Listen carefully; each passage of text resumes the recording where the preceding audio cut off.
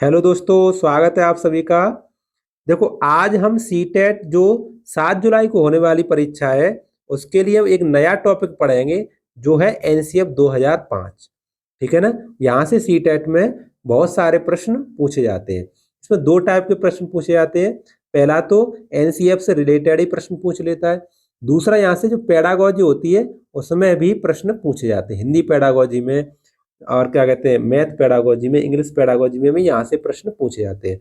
तो वीडियो बहुत ही इंपॉर्टेंट रहने वाली है। इस एक ही वीडियो में पूरा कंसेप्ट आपको एक्सप्लेन करूंगा मैं। ठीक है। तो इंपॉर्टेंट वीडियो देखने के लिए आप हमारे चैनल को सब्सक्राइब कर लीजिए, बेल आइकन को प्रेस कर लीजिए, जिससे सभी वीडियो को नोटिफिकेशन आप तक समय से पहुंच सके। चलिए, पहले हम देखेंगे एनसीएफ के बारे में। तो एनसीएफ का जो पूरा नाम है इंग्लिश में नेशनल करिकुलम फ्रेमवर्क है 2005। हिंदी में कहें राष्ट्रीय पाठ्यचर्या की रूपरेखा। ठीक है, इसको भी याद रख लेना है। ये एनसीएफ 2005 है, एक ऐसा दस्तावेज है जिसमें ऐसे विषय पर चर्चा की गई है जिसमें बालक को क्या पढ़ाना है और किस प्रकार पढ़ाया जाना चाहिए, ये सारी बातें बताई गई हैं। ठीक है ना। नेक्स्ट, राष्ट्रीय पाठ्यचर्या की रूपरेखा 2005 की उत्पत्ति रविंद्रनाथ टैगोर, जो रविंद्रनाथ टैगोर जी हैं, उनका एक निबंध है सभ्यता और प्रगति, इससे हुई है। ठीक है ना। इस निबंध का भी नाम याद रखना है आपको, किसका ये भी याद रखना है। ये एनसीएफ 2005 का अनुवाद संविधान की 8वीं अनुसूची में जो 22 भाषाएं थी उसमें भी किया गया है। ठीक है, ये तो था एनसीएफ 2005 के बारे में। ठीक है, अब इससे आगे इंपोर्टेंट कुछ फैक्ट देखो। ये परीक्षा में जरूर पूछे जाते हैं, ये बहुत ही मोस्ट इंपोर्टेंट है। ये है एनसीएफ 2005 के मार्गदर्शक सिद्धांत। कौन कौन से देखो। पहला, ज्ञान को स्कूल के बाहरी जीवन से जोड़ना है आपको। ठीक है, स्कूल के बाहरी जीवन से जोड़कर ही आपको शिक्षा देनी है।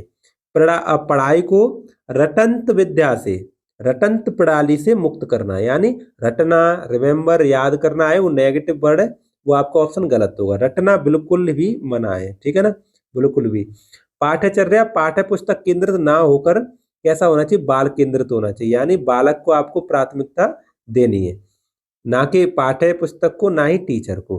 परीक्षा को अधिक लचीलापन बनाना है, यानी परीक्षा आपको समय समय पर लेते रहनी है। ऐसा नहीं है कि वार्षिक परीक्षा होगी डायरेक्ट। ठीक है, और कक्षा की गतिविधियों से जोड़कर ही परीक्षा लेनी है। ठीक। राष्ट्रीय मूल्यों के प्रति आस्थावान विद्यार्थियों को तैयार करना, यानी ऐसा नहीं कि बेंच को तोड़ दें बच्चे स्कूल में, है ना, बिल्डिंग को नुकसान पहुंचाएं। तो उनको आस्थावान बनाना राष्ट्रीय मूल्यों के प्रति। ठीक है ना। ये 5 हमारे मार्गदर्शी सिद्धांत से, यहाँ से बहुत सारे प्रश्न पूछे जाते हैं परीक्षा में। तो ये आपको 5 याद कर लें स्क्रीनशॉट लेकर। चलिए, राष्ट्रीय पाठ्यचर्या की रूपरेखा 2005 के प्रमुख सुझाव कौन कौन सुझाव है, एक एक करके देख लेते हैं। बालक सक्रिय, एक्टिव है, वह स्वयं जाने और सीखे, नई नई चीजों को आजमाए, तोड़े, है ना, जोड़े, गलतियां करे। ये इंपोर्टेंट है, तो गलतियां करे और उसमें सुधार करे। बालक को सबसे पहले एक्टिव मानना है तुम्हें, ये पहला पॉइंट है इसमें। और बच्चे की गलतियों को क्या रिसोर्स मानना है एक तरह से। ठीक है, नेगेटिव नहीं मानना, पॉजिटिव मानना है। गलतियां करेगा तो निदान करके उपचारात्मक शिक्षण आप दे सकते हैं इसको। ठीक है ना। आगे बात समझ में। आगे, सीखना सक्रिय व सामाजिक गतिविधि है ना। एक तो एक्टिव, बालक एक्टिव होना चाहिए तभी सीख पाए, उसको समाज से क्या रिलेट करके आपको सिखाना है। ठीक है ना। चलिए, सीखने में यांत्रिकता होनी चाहिए, बार बार ही नहीं होनी चाहिए। ठीक है ना। और सीखने को डर, ये जो पनिशमेंट, डर, भय, इसको तो बिल्कुल जीरो रखना है, की जगह आनंद एवं संतोष जोड़ा जाए। यानी डर और अनुशासन की जगह पर क्या आनंद और संतोष जोड़ा जाए। ऐसा नहीं कि मुंह पर उंगली रख के बच्चे पूरे दिन बैठ रहे हैं, नहीं, उनका मन है खेलने का तो खेलने दो। ठीक है ना। आनंद संतोष से जोड़ना है आपको। बालक को स्कूल, घर, समुदाय आदि सब जगह महत्वपूर्ण माना जाना चाहिए, हर जगह।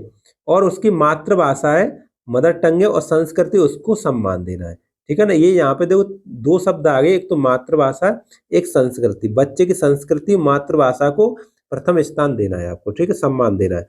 बहुभाषी जो कक्षा शिक्षण है, 3 भाषाओं, जो त्रिभाषा सूत्र उसकी वकालत करता है। बहुभाषी है, यानी कुछ बच्चे हिंदी बोलते हैं, कुछ उर्दू बोलते हैं, कुछ इंग्लिश बोलते हैं।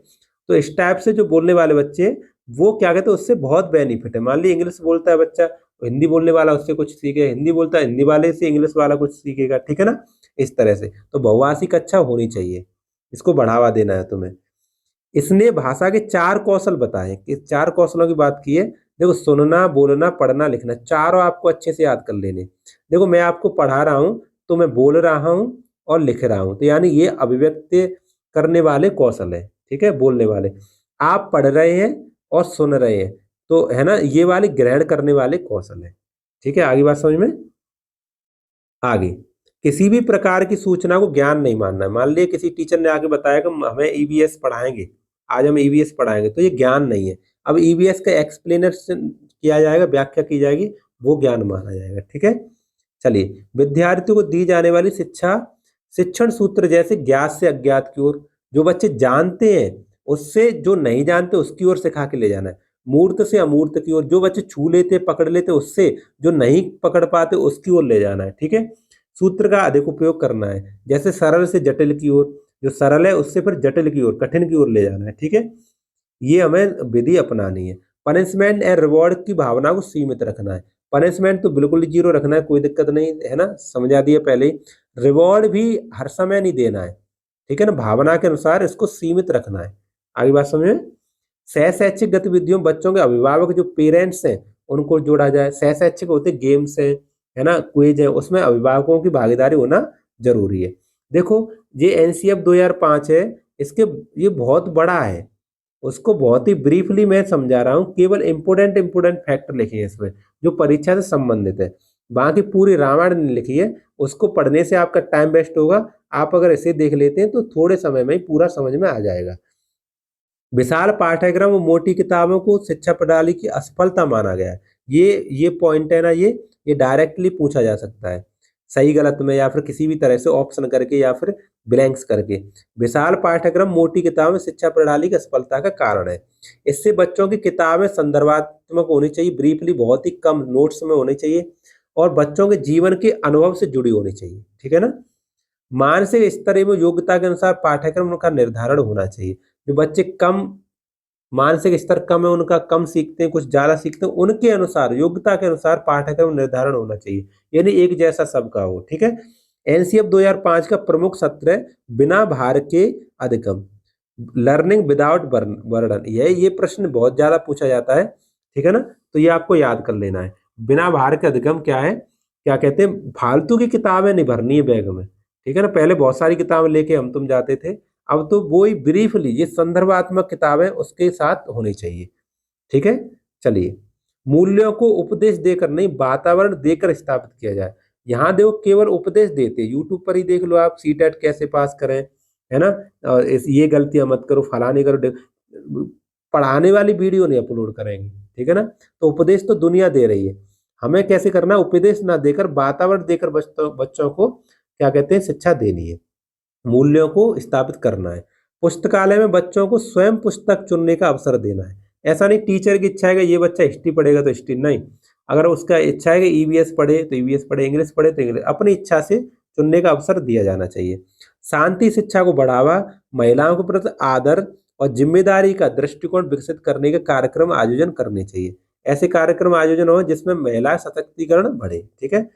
आगे, सांस्कृतिक कार्यक्रमों में मनोरंजन के स्थान पर सौंदर्य बोध का बढ़ावा दें, यानी सांस्कृतिक जो कार्यक्रम है, जैसे 2 अक्टूबर को मनाया, 15 अगस्त, 26 जनवरी मनाई जाती है, तो उसको केवल मनोरंजन ना लिए, नाच कूद ना हो, केवल उसमें बताया जाए कि 2 अक्टूबर क्यों मनाया जा रहा है, ठीक है, 26 जनवरी हम क्यों मनाते हैं, समझ में आ रहा है कि नहीं। तो बच्चों को इससे ज्ञान की वृद्धि होगी, समझेंगे, सीखेंगे। समुदाय कम्युनिटी है को मानवीय संसाधन के रूप में प्रयुक्त करने का अवसर है, जो अवसर देना है मानवीय संसाधन को ह्यूमन रिसोर्सेज के रूप में आपको अवसर देना है। बालकों के चहुमुखी विकास, जो ऑलराउंड डेवलपमेंट है, उस पर पाठ्यचर्या होनी चाहिए, यानी उसका शारीरिक विकास भी हो जाए, सामाजिक विकास भी हो जाए और मानसिक विकास भी हो जाए, सभी तरह का विकास होना चाहिए, ऐसी हमारी पाठ्यचर्या होनी चाहिए।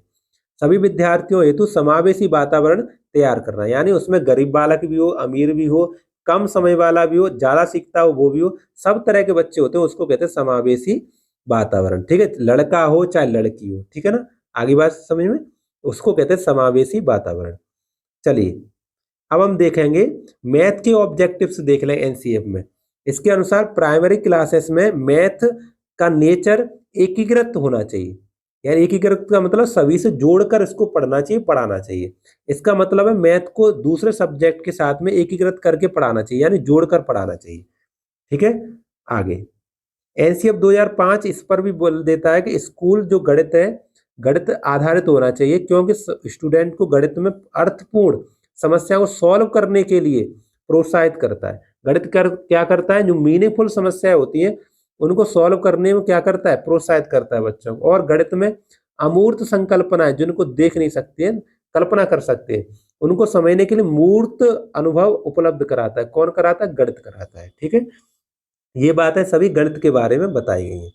चलिए, ये अब सोशल साइंस, साइंस ईवीएस के बारे में कुछ बातें बताई गई हैं एनसीएफ 2005 में। राष्ट्र के समक्ष सामाजिक आर्थिक चुनौतियों की समझ विकसित करनी चाहिए, समाज के रूप में और आर्थिक। ठीक है, महंगाई कैसे बढ़ रही है, कैसे रोकी जाए, ठीक है ना, समझ में आ रहा है कि नहीं, इस तरह से इसको विकसित करना है। प्राकृतिक और सामाजिक वातावरण के परस्पर संबंध पर बल देना है। प्राकृतिक और सामाजिक दोनों के वातावरण पर क्या कहते हैं, बल देना है। वातावरण की समग्र समझ होनी चाहिए। ठीक है ना, बल देते हुए वातावरण की समग्र समझ होनी चाहिए। साइंस के कंसेप्ट को जानने के लिए एक्टिविटीज, एक्सपेरिमेंट को करना है, यानी समझ रहे हो, समझ रहे, साइंस का अगर सीखना है, जैसे मान लिया हमें सीखना है वायु स्थान घेरती है, तो उन बच्चों को फिर एक्सपेरिमेंट एक्टिविटी करके दिखाओ। गुब्बारा लो, गुब्बारे में वायु भरो और उसको दिखाओ, देखो वायु ने स्थान घेर लिया। ठीक है, तो इस पर बेस्ड होना चाहिए। सुपरिचित अनुभवों के आधार पर साइंस के कंसेप्ट सिखाना चाहिए। सुपरिचित का मतलब पहले से बच्चे जानते हो, कुछ पहले से जानते हो, उनसे रिलेट करके उन अनुभवों के आधार पर आगे के हमें कंसेप्ट सिखाने हैं। ठीक है, चलिए अब क्या कहते हैं, हमारी 5 विधियां हैं, इनमें से प्रश्न जरूर पूछे जाते हैं, इंपोर्टेंट विधियां हैं। एनसीएफ में लिखा हुआ है करके सीखना, यानी लर्निंग बाय डूइंग, ये सबसे इंपॉर्टेंट है। इसके बाद और भी इंपॉर्टेंट है, लेकिन ये सबसे इंपॉर्टेंट है, इसको आपको अच्छे से याद रखना है। बाकी निरीक्षण विधि है, इंस्पेक्शन मेथड है, परीक्षण विधि, टेस्ट विधि है, इससे भी बच्चे सीखते हैं। सामूहिक विधि है, कलेक्टिव मतलब ग्रुप में बच्चे सीखते हैं। और मिश्रित विधि है, सबसे ज्यादा आपको ये वाली याद रखनी है। ठीक है, चलिए अब टीचरों के बारे में क्या दृष्टिकोण होना चाहिए ये सीख लीजिए। शिक्षक ज्ञान का स्रोत नहीं है, अपितु एक सुगम करता है, बच्चों के लिए एक सुगम करता है, यानी उसके ज्ञान में क्या कहते हैं, सरलता लाने के लिए शिक्षक है। वो ऐसा नहीं हो ज्ञान का स्रोत हो, जो सूचना को अर्थ बोध में बदलने की प्रक्रिया में विविध उपायों द्वारा बच्चों की सहायता करता है, सहायक होता है। ठीक है ना, फैसिलिटेटर है केवल। ठीक, शिक्षकों को अकादमिक संसाधन व नवाचार आज स्वयं समय पर पहुंचाया, ये जो चलो टीचर बन जाओगे आप, तो आपके पास समय पर आते रहेंगे। ठीक है, तो ये एनसीएफ है, पूरा पूरा एनसीएफ इतना ही है। ये एनसीएफ के बारे में मैंने आपको बता दिया। एनसीएफ चौथा एनसीएफ है, एनसीएफ 2005 है, चौथा। इससे पहले भी 3 आ चुके हैं। ठीक है, सबसे इंपोर्टेंट यही है, इसमें से काफी क्वेश्चन पूछे जाते हैं। तो वीडियो कैसी लगी आपको लाइक करके बताइए, चैनल को सब्सक्राइब कर लीजिए, बेल आइकन को प्रेस कर लीजिए, जिससे सभी वीडियो को नोटिफिकेशन आपको समय से मिल सके। ठीक है, अपने बहन भाइयों में शेयर कर दीजिए। 7 तारीख का पेपर है आपका, मेरी शुभकामनाएं, आपका सीटेट का एग्जाम अच्छे से पास हो, जिससे आप DSSB और सुपर टेट जैसी क्या कहते हैं परीक्षाओं में बैठ सकें। ठीक है, चलिए।